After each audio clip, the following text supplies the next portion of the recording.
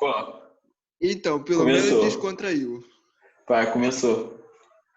E galera, tudo bem? Boa tarde, boa noite. Eu não sei quando vocês estão vendo esse vídeo /podcast. Não sei se vocês sobreviveram ao governo Bolsonaro. Não sei como é que tá a vida de vocês. Mas eu sei que hoje a gente vai falar um pouquinho de pré-socráticos. A gente vai falar um pouquinho sobre os pré-socráticos, é o principal tema filosófico deles. Vamos falar também sobre Sócrates, os sofistas, algumas cositas mais. Bom, começando pelos pré-socráticos, né? Quando a gente pensa em socráticos, a gente tem que ter em mente a noção de que o objeto de pesquisa desses filósofos é a natureza, em grego, physis. E cada um desses filósofos ele vai buscar um princípio ordenador, arqué, como foi explicado no vídeo passado. Eles vão buscar um princípio ordenador que seja a causa e não a consequência, de coisas que esteja presente na vida como um todo. A gente sabe muito sobre esses filósofos, e muito que a gente sabe deles é através de Aristóteles, que teve em sua obra, nos seus escritos, ele falou um pouquinho para a gente quem foram esses carinhas. Essa designação para socráticos, ela era meramente cronológica. Por quê? Porque é utilizada para designar filósofos que antecederam esses. Que Sócrates ele vai ser um marco no pensamento filosófico. Por quê? Porque ele introduz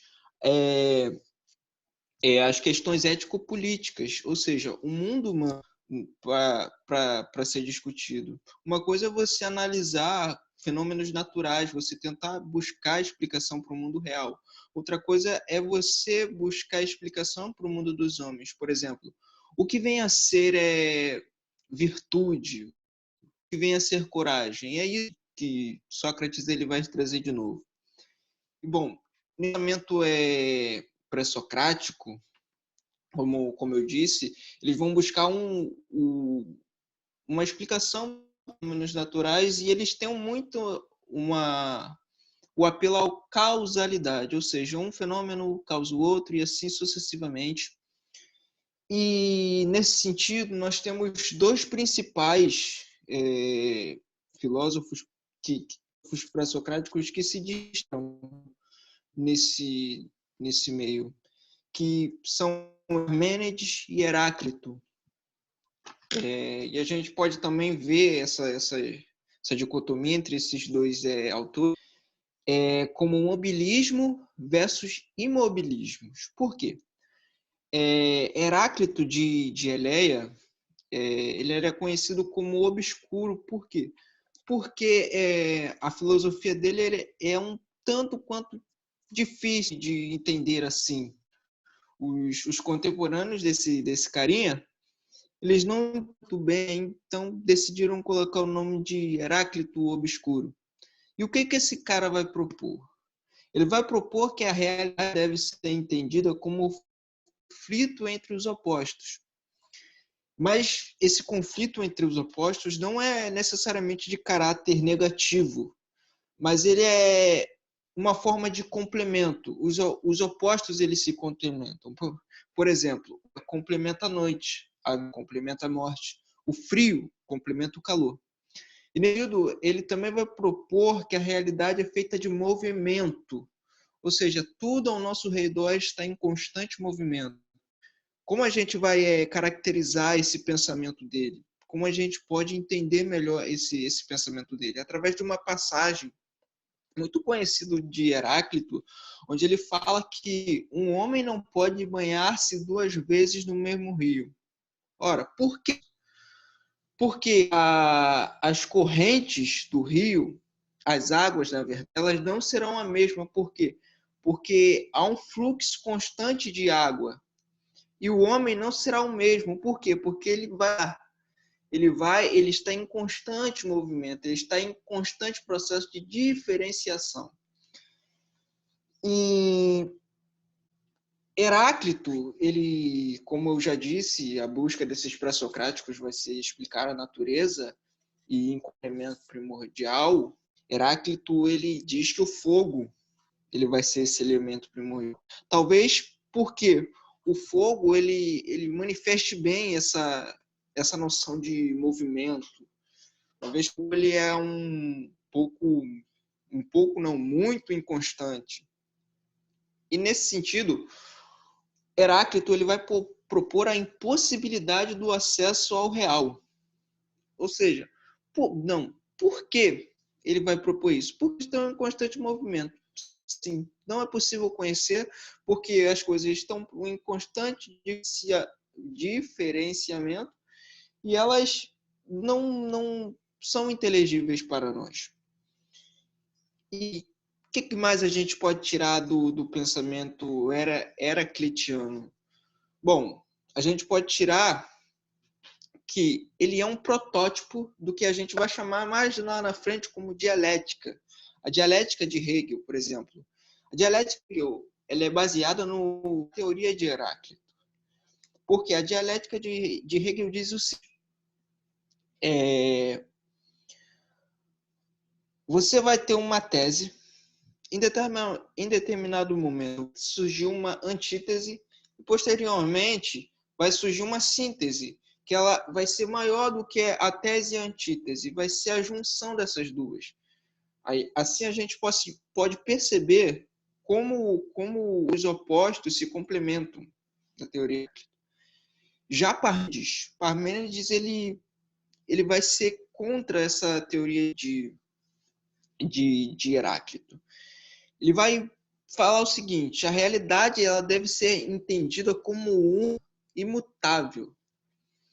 Ou seja, Parmênides ele está dizendo o seguinte: olha, não é bem assim que as coisas funcionam.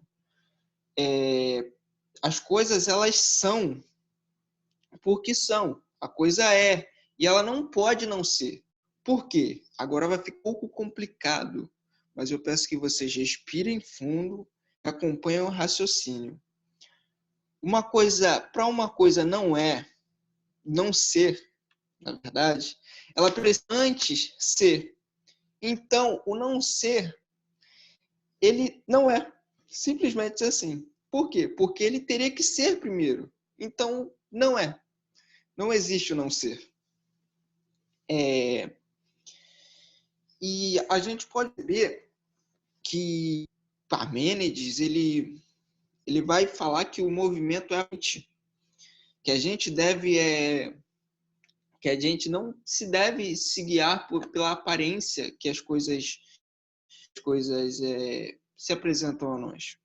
Ele vai propor que a gente use a nossa razão, que a gente se distancie dos nossos sentidos porque os nossos sentidos nos enganam. E esse pensamento de Parmênides ele vai ser muito influente na filosofia desenvolvida por Platão. E mais na frente ele também vai ser uma temática muito recorrente no pensamento de Descartes, com o ceticista, que a gente vai ver um pouco mais para frente. E esse primeiro momento da filosofia que Parmênides está colocando, ele é o princípio também do que a gente pode chamar como metafísica. A gente vai entender um pouquinho mais de metafísica quando a gente for ver Aristóteles. Mas nesse primeiro momento, nesse pensamento do Parmênides, a gente pode ver que ele já lança a mão do que vai ser a teoria lógica metafísica. Que somente o que é o que é permanente, somente o que é mutável pode ser caracterizado como ser. Ou seja, tudo aquilo que muda não é. Simplesmente porque muda. E vão ter outros filósofos práticos de muita importância. Mas esses dois se destacam. Agora o Paulo vai dar um panorama um pouquinho mais geral dos outros filósofos socráticos e o que eles vão propor como elemento primordial e qual vai ser a contribuição dele para o pensamento filosófico. Boa noite, boa tarde, bom dia. Não sei a hora que vocês estão assistindo esse vídeo, mas Espero que vocês estejam bem, estejam respeitando a quarentena. E como o Renato já deu uma introdução bem mais ampla do Heráclito e do Parmênides, que na vertente dos pré-socráticos são os mais importantes de veras, então vou dar início, dar uma pincelada nos outros, dando destaque aos que eu acharei mais importantes. Então, tipo, a filosofia, como nós estudamos, surge de um contexto do pensamento da passagem do pensamento alegórico, pensamento filosófico científico, entre outros. E com isso surge os pré-socráticos, que são aqueles caras que vão explicar a realidade natural. E o que difere deles de Sócrates é que Sócrates vai trazer as questões ético-políticas para dentro da polis, o que nós vamos ver nessa mesma aula, só que mais para frente com o Renato. Então, o primeiro filósofo, na qual consideramos aquele que vai explicar a realidade a partir dela mesma, vai ser Tales de Mileto. Tales de Mileto vai ter como só arqué a água. É claro que a concepção de água de Tales não é a mesma concepção que temos atualmente. Podemos dizer que a concepção de Tales é uma concepção mais fluida, apesar que são poucos fragmentos que temos atualmente, então não podemos determinar o que realmente eles queriam dizer. E geralmente o que sabemos deles são de outras pessoas que geralmente os questionaram. Então tem um teor subjetivo que a gente tem que saber questionar. E Tales vai propor a água. A água talvez porque esteja no estado líquido, gasoso e sólido na realidade natural, porque dependemos da água para sobreviver. Não sabemos determinar, mas são possibilidades. Outro filósofo que foi discípulo de Tales de Mileto foi o Anaximandro, que vai determinar a arqué, conhecida como apeiron. Apeiron significa ou ilimitado ou indeterminado. É mais uma iniciativa de explicar a realidade natural através de um conceito mais abstrato. O apeiron é o que dá início à concepção de matéria que temos hoje na química. E temos outro filósofo pré-socrático chamado Anaximenes. Anaximenes provavelmente foi discípulo de Anaximandro. Anaximenes vai propor o ar, a pneuma. Pneumonia, vocês conseguem entender pneuma, que significa ar. Então, para Anaximenes, o ar é o princípio ordenador de toda a realidade natural. É através do ar que ele é incorpóreo e está em toda a realidade. E outro filósofo é o Xenófanes. Xenófanes fica dentro da escola jônica ou também da escola eleática. Mas no livro na qual nós estamos acompanhando durante nossa trajetória, vamos dizer que o Xenófanes faz parte da escola jônica, apesar dele provavelmente ter sido mestre de Parmênides, que é da escola eleática. Mas Xenófanes, que vai criticar o antropomorfismo, que é a concepção de deuses com concepções humanas, assumindo personalidades humanas, corpo humano, isso é antropomorfismo, e vai apoiar a ideia de um Deus único, ao passo que sua arqué é a Terra, de onde tudo vem, segundo ele. Agora a gente vai entrar na escola, esses 4 na qual eu falei agora, são da escola jônica, uma escola que tenta explicar a realidade natural de uma forma mais concreta, através de elementos da própria física. Agora vamos entrar na escola italiana, que vai tentar explicar a realidade natural através de elementos mais abstratos. Dentre esses filósofos pré-socráticos da escola italiana, o primeiro que talvez o mais famoso seja o Pitágoras, famoso pelo seu Teorema de Pitágoras, e o famoso também por ser ele o filósofo que inventou a palavra filosofia, na qual discutimos na aula passada. E para o Pitágoras, que vai ter toda uma escola bem famosa, o pitagorismo, vai até o helenismo com o neopitagorismo. É uma escola também que tem grande influência mítica. Pitágoras tem grande influência mítica religiosa, como também disse no resumo do ano passado, como esses primeiros filósofos ainda têm um compartilho de concepções míticas para tentar explicar a realidade. Então, para o Pitágoras, vai dizer que o elemento primordial de Pitágoras vai ser o número, o qual aquele que dá proporção, equilíbrio e harmonia ao universo. Ele dizia que poderíamos entender o universo, a realidade natural, através de proporções matemáticas que tem em todas as coisas. Além do mais, a gente consegue perceber a influência de Pitágoras para a filosofia clássica, de como a filosofia clássica, no seu ápice cultural, esportístico ou filosófico, vai propor harmonia entre o corpo, a escultura. A escultura do período clássico respeita toda uma proporção geométrica, assim como a ginástica, a concepção de um corpo perfeito. Isso é derivado de um período clássico em que o corpo humano é muito valorizado, a estética é muito valorizada nessa sociedade, entende? E agora a gente vai para a segunda fase do pensamento pré-socrático. A segunda fase do pensamento pré-socrático é basicamente também conhecido como os filósofos pluralistas, porque através de concepções de filósofos antecessores, eles vão tentar explicar a realidade de uma forma mais múltipla. Por exemplo, temos o Anaxágoras de Clasomeno. O Anaxágoras de Clazomenos vai defender a ideia de uma multiplicidade infinita de elementos, na qual ele denomina homeomerias. São diversos elementos na qual determina e configura a realidade. Além do mais, ele vai defender a ideia de nous, que é espírito, na qual esse nous posso dizer, dá sentido e causa a existência ao cosmos. Ou seja, é o que dá sentido ao cosmos. O cosmos, como princípio, ordena da realidade. Então, agora o Guilherme vai falar sobre o Empédocles e da escola toística. Fala, Guilherme.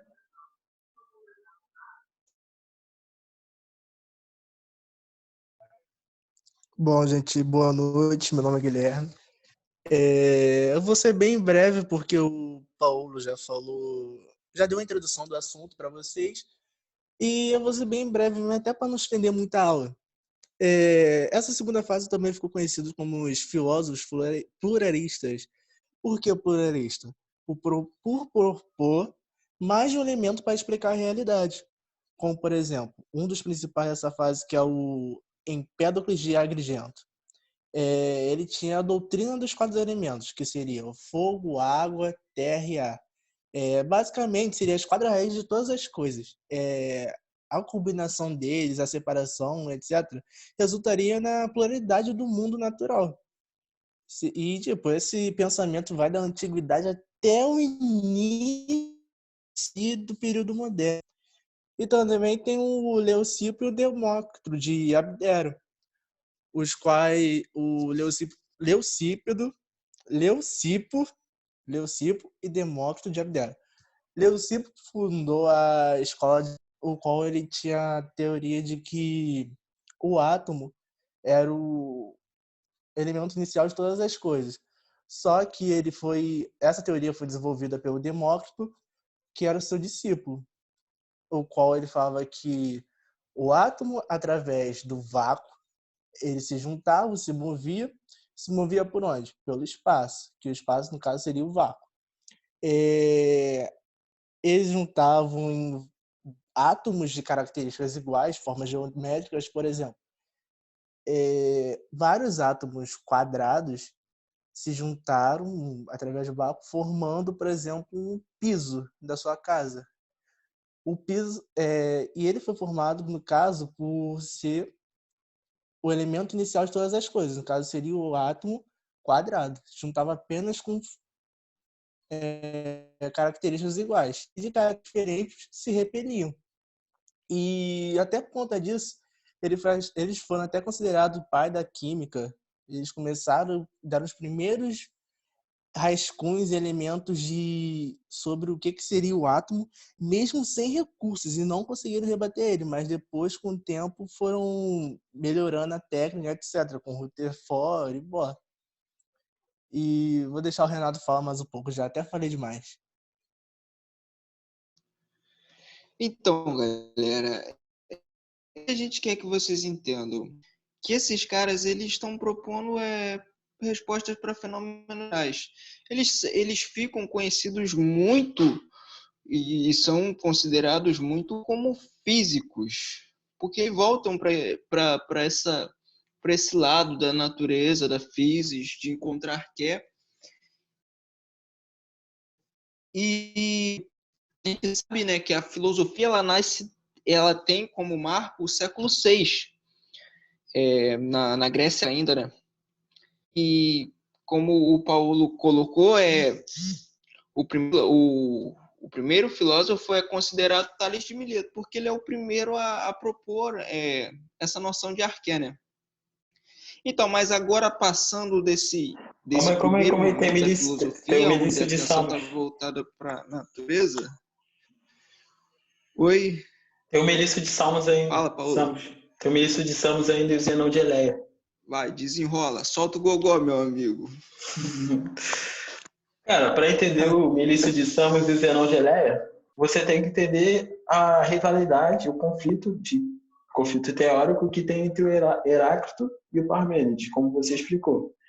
Heráclito é aquele cara do mobilismo, que vai defender a ideia de uma realidade em movimento, em constante fluxo, a qual, através do Logos, vai determinar a racionalidade desse cosmos, e onde vou explicar de uma forma bem rápida, porque o Renato já explicou, na qual essa realidade vai ter uma unidade na polaridade. Essa unidade na polaridade seria a realidade dos opostos. Os opostos que não têm um teor negativo, mas sim um teor completativo. São os opostos que se completam e faz com que essa realidade seja em um constante movimento. Nesse sentido, o Heráclito é um filósofo mobilista, como já dissemos, e o fogo é sua arqué, que representa o fogo que se autoconsome, representa de uma forma simbólica a realidade em movimento. E tem o Parmênides. Parmênides vai ser o introdutor do conceito básico de filosofia, que é aparência e realidade, em que a aparência para Parmênides seria entender essa realidade, ou melhor, entender o mundo natural de uma forma através dos sentidos. E o Parmênides vai dizer que você tem a aparência dos sentidos através do movimento, na qual o Heráclito defende. Esse é o primeiro argumento que o Parmênides vai propor para o Heráclito, que você não pode chegar na realidade através dos sentidos, porque se você tiver através dos sentidos, você está na aparência somente, que é movimento.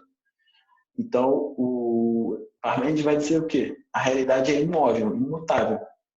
Então, você só chega através dessa realidade imóvel, imutável, através da razão. Então, você só chega através da verdade através da razão. É isso que o poema de Parmênides vai propor dois caminhos. O caminho da verdade, ao qual você só chega através da razão, que é o caminho do imobilismo, do modo imutável da realidade, único, e o caminho da opinião, que seria o caminho do Heráclito, que seria o caminho do mobilismo, o caminho da aparência. E o segundo argumento do Parmênides contra Heráclito será a forma que, para pressupor o movimento, a noção de movimento pressupõe a noção de estabilidade, porque para você entender o movimento, você precisa entender o objeto que um dia foi parado, um dia ficou estável, imóvel, para que você o entenda. Então, a noção de movimento pressupõe a noção de estabilidade como mais básica. Por isso que a arqué do Parmênides vai ser o ser. O ser, no qual a gente pode ter na frase que o Renato já falou. O ser é e o não ser não é. O ser é entendido como o ser é eternamente. Esse é eternamente é ser imóvel, imutável, único. O ser, então, para Parmênides, é o seu arqué. Também podemos conhecer como ser ideal. E o não ser não é seria a mobilidade. Porque se não é, não deve ser. E nunca será. Então não é. Então, não ser não significa mobilidade, mobilismo de Heráclito. Então, a gente entra já de Melício de Samos e Zenão de Eleia. São os caras que vão contra Heráclito, mobilismo de Heráclito, e vão defender a postura do seu mestre, que vai ser do monismo. Vai ser de uma concepção de que a realidade é imutável e única. E o Zenão é muito famoso pelos seus paradoxos. Eu acho que é isso. Agora ficou bem legal para Socráticos. Vai, Renato. Então, galera, então saindo desse primeiro momento onde as atenções estão voltadas para a mesa, a gente vai ter na filosofia clássica um segundo momento onde as atenções elas vão se voltar para questões ético-políticas. Bom, isso se dá por conta do grande filósofo Sócrates. Bom, o que a gente sabe de Sócrates chega até nós através de seu discípulo, Platão. E muitas vezes o pensamento socrático ele se mistura com o platônico. Alguns autores a colocarem que Sócrates ele é um personagem literário de Platão. Enfim. Mas para a gente entender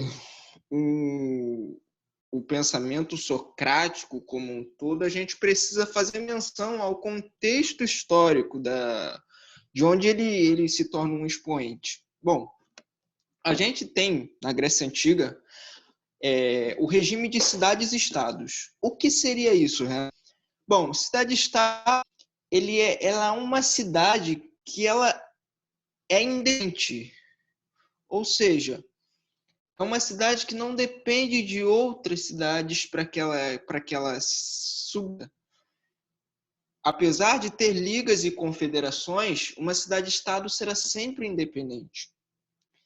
E, mais precisamente, uma cidade-estado, no caso que serve para a gente aqui, nesse momento, é Atenas. Por que Atenas? Onde o pensamento de Sócrates ele vai colocar o seu pensamento em prática. Por que em Atenas? Vamos lá. Em Atenas, a gente vai ter o regime democrático, diferente, por exemplo, de Esparta, onde a gente vai ter o regime oligárquico e de outras cidades-estados que variam de acordo com a sua evolução. Enfim, isso é um tema para uma aula de história, talvez.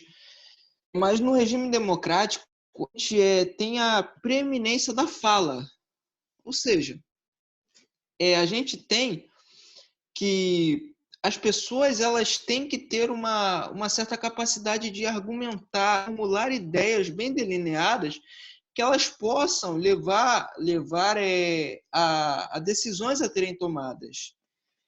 E isso se dá pelo fato de seguinte: as decisões em Atenas, do regime democrático, ele implica a noção de decisões que vão afetar a sociedade como um todo, elas são tomadas em conjuntos, elas devem ser votadas na Assembleia, que vai ser chamada, no caso de Atenas, de eclésia, e vamos ter outra também chamada bule, que é uma outra questão. Mas, enfim, a gente vai ter nesse momento uma grande força da fala. Por quê? Porque você precisa saber argumentar, você precisa explicar ideia, você precisa colocar o seu ponto de vista sobre determinado assunto, sobre determinada decisão. E aí que a gente pode colocar a figura dos sofistas em práticas. Por quê? Porque os sofistas, eles são em oratória e retórica. O que é isso? Falar bonito, meu amigo. Falar bonito, falar muito bonito. Pensa num cara que fala bonito, é um sofista. E o termo sofista, ele antigamente, na sua proposta inicial, ele significava hábil.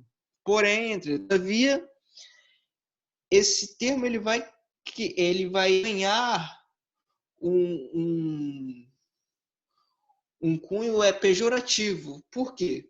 Porque Platão se apropria para falar sobre esses homens mestres em retórica e oratória, para falar que esses caras são charlatões, que esses caras eles nada mais querem do que dinheiro. Por quê? Porque como você tem que provar um argumento na frente à Assembleia dos Homens Livres, Você precisa bem. E esses caras, eles vendiam seu serviço para as famílias aristocráticas. Ele vendia o poder de persuasão para famílias ricas, onde essas famílias ricas elas conseguiam manipular o senso comum. A gente pode analisar isso até hoje, né? No contexto democrático, que isso serve muito bem. E Platão ele vai mostrar que esses caras eles não são umas figuras muito boas, eles são maus, os maus. Porém, a gente tem que analisar isso de uma forma crítica. Por quê? A gente tem que tirar da nossa cabeça essa ideia de maniqueísmo. Todo mundo, ou você é bom ou você é mau. Não, não existe isso. Pessoas não são totalmente boas e não são totalmente boas. A gente tem que tirar isso da cabeça, que até hoje isso tem criado problemas na nossa... E, enfim, esse quadro onde Sócrates ele vai agir, ele é muito confuso e muito caótico, por assim dizer. Por quê? Porque vamos analisar um sofista de grande influência, de grande nome, que se chama Protágoras. O que esse cara diz? Ele diz o seguinte: o homem é a medida de todas as coisas. Renato, e o que isso quer dizer? Isso quer dizer que não é possível conhecer, mas calma, respira. Por que não é preciso conhecer? Por que não é possível conhecer? Porque para os sofistas, o conhecer ele está diretamente ligado ao argumentar. Ou seja, não podemos ser. Nós teremos, são visões diferentes, argumentos diferentes. Aquele que tiver o melhor argumento, ele sai vitorioso, ele consegue provar o seu ponto de vista. A verdade ela é totalmente relativa. Então, a gente é levado pelo prisma sofístico a um relativismo extremo, onde não tem verdades. A verdade ela não existe, ela é uma coisa que a gente, por exemplo, vai ser aproveitado pitch lá na frente, quando a gente for ver um pouquinho desses contemporâneos. Bom, e o que Sócrates ele está trazendo de crítica a essa realidade? Sócrates está trazendo crítica a essa realidade o seguinte: esses sofistas eles estão manipulando o povo, segundo Sócrates. A demagogia, uma aparência de que estão conduzindo de forma correta, porém, eles estão agindo de maneira vil, eles estão agindo segundo os seus interesses e não para aconteça o melhor para a sociedade. Eles estão pensando neles mesmos. E as pessoas elas estão presas disso por quê? Porque elas se acostumaram com isso, porque elas não colocam a crítica, porque elas não veem que estão sendo manipuladas. Por que elas não veem isso? Porque não criticam. O que Sócrates está batendo na tecla é sempre a crítica à realidade. Gente, não vamos pressupor o que a gente não sabe. Quando a gente pressupõe aquela frase, né? Só sei que nada suponho saber, eu me acomodo, eu não busco outras alternativas à realidade. Eu não sei, porém eu acho que eu sei, e para mim tá bom. Mas Sócrates ele propõe uma crítica à realidade. Sócrates ele não deixa nenhuma obra escrita, na verdade, porque ele entendia a filosofia como uma atitude crítica e reflexiva da realidade. Ele entendia que a filosofia é uma maneira de estar na polis, de estar no mundo. de se colocar, de estar sempre em diálogo constante, buscando uma melhor definição do que seja, por exemplo, página, do que seja, por exemplo, o amor.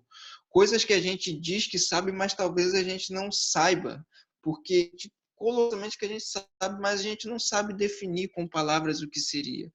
O amor é o amor, amor é eu gostar de uma pessoa e tal. Bom,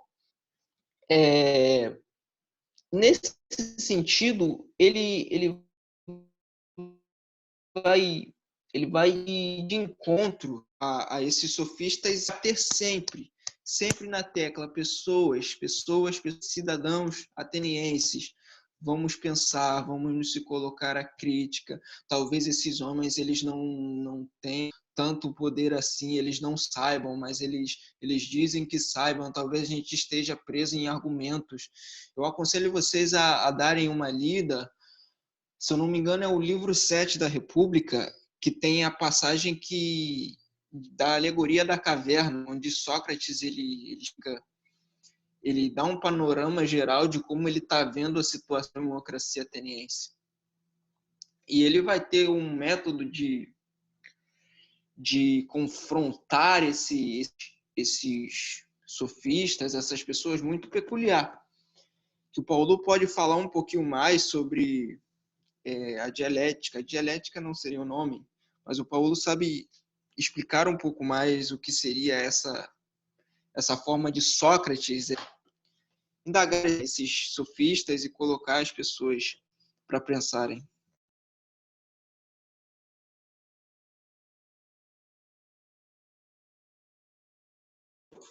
Voltei. Cara, mas é bem isso daí mesmo que você falou, que como foi importante a questão da democracia, então o surgimento da filosofia, tanto dos sofistas como de Sócrates, né?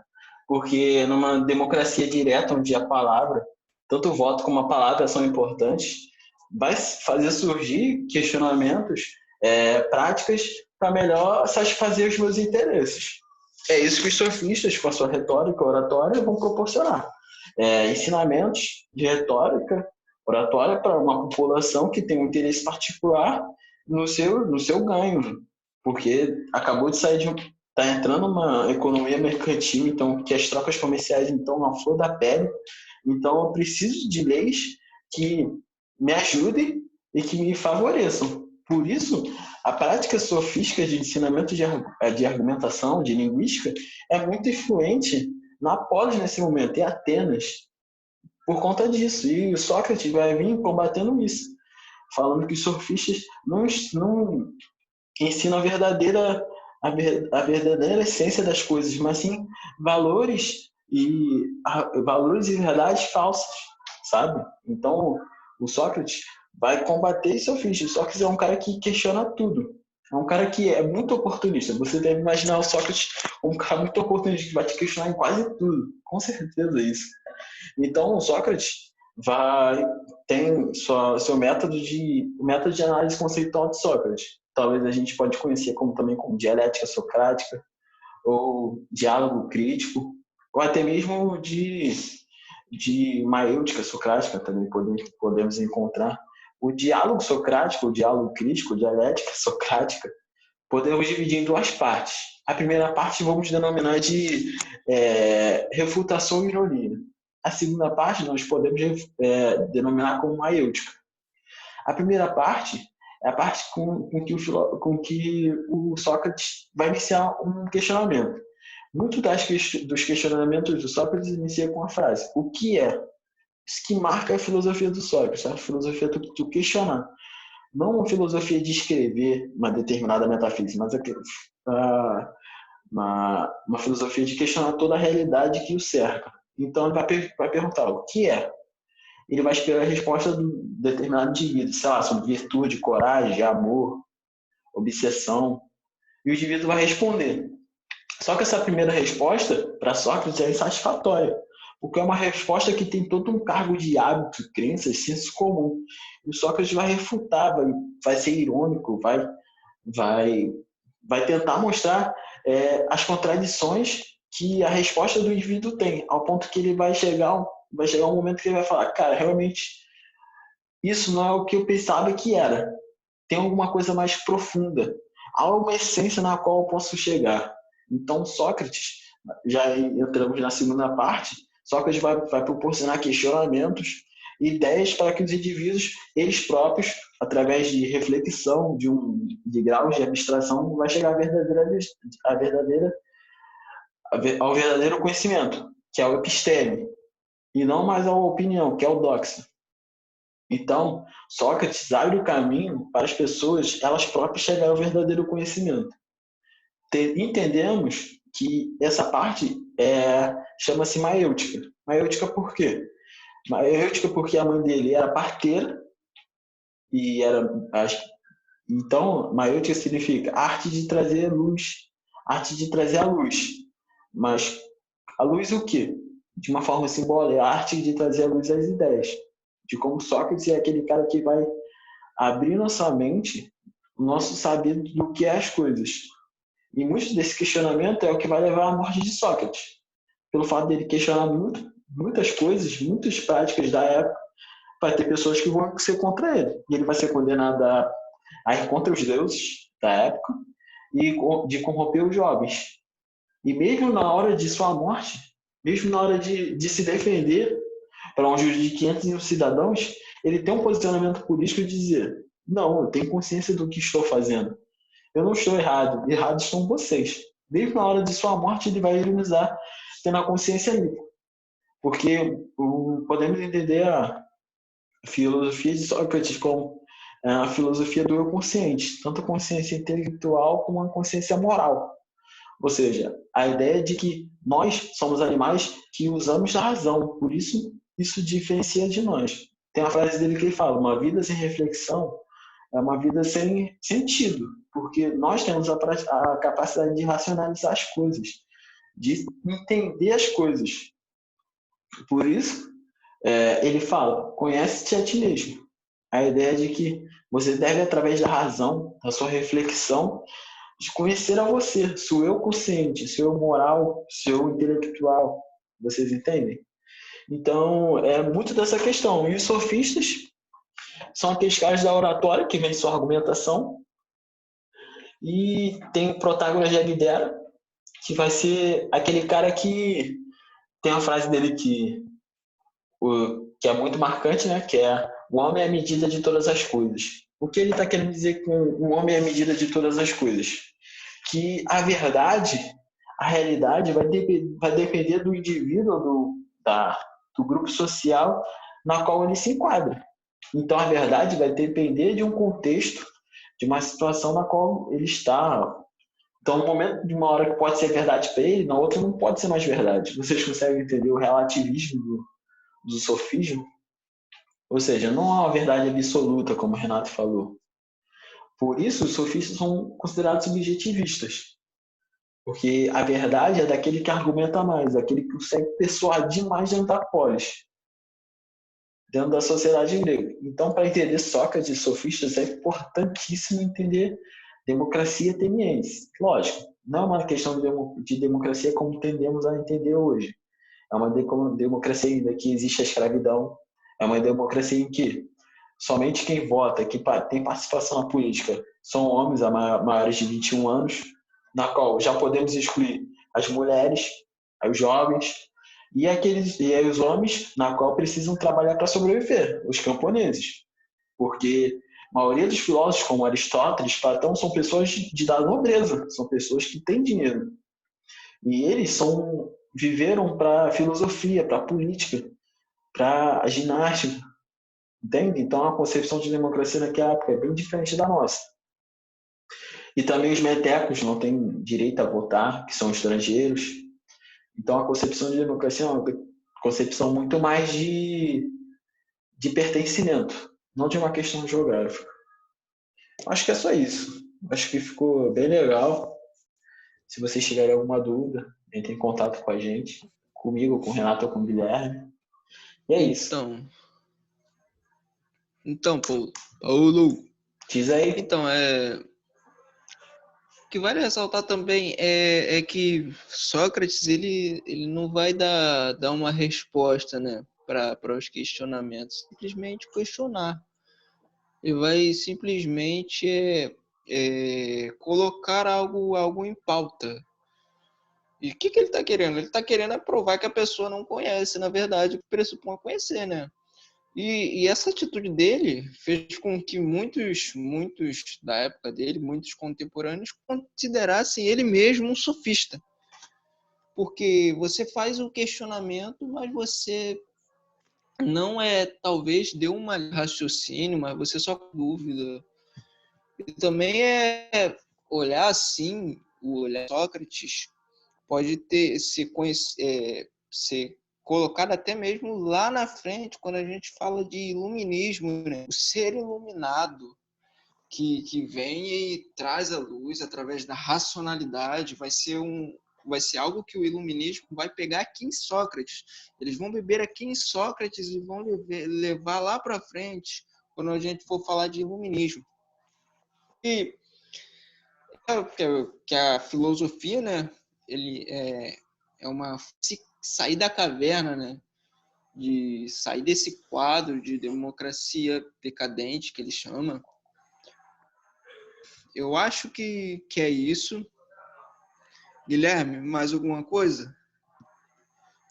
Não, gente, tá tranquilo. E ó, dica de redação, que tá falando na redação. Procurem saber mais detalhes dessa frase. Só sei que nada sei, que dá pra ser jogada muito bem ali na redação e fazer uma brincadeira maneira. Só uma dica mesmo. A concepção de só sei que nada Isso sei mesmo, pressupõe uma gente. ideia que, como vou saber uma coisa que realmente eu não sei? Tem muitas coisas práticas no nosso dia a dia que tendemos a ter senso comum. Como, por exemplo, eu tinha a ideia de que quando você é mais novo, sua mãe diz que se você botar a mão naquele pozinho da asa da borboleta, tu vai ficar cego. Cara, hoje em dia isso é puro senso comum, sabe? Então, naquela época, teve alguém que teve uma prática reflexiva de tentar buscar, cara, será que realmente isso deixa cego? Entende? Então, muito dessa questão de reflexão tem que ser colocada em pauta. Acho que é só isso mesmo. Vocês têm alguma coisa para falar mais ou não? Acho que é isso, gente. Não, É. não tenho Tem, não. Guilherme? Acho que é isso, gente. Então vamos ficando por Estudem. aqui. Estudo. Isso, Papai ama estudem. vocês. Papai ama vocês. Ninguém chega ninguém chega em federal à toa, meu amigo. Estudem muito, muito, muito mesmo.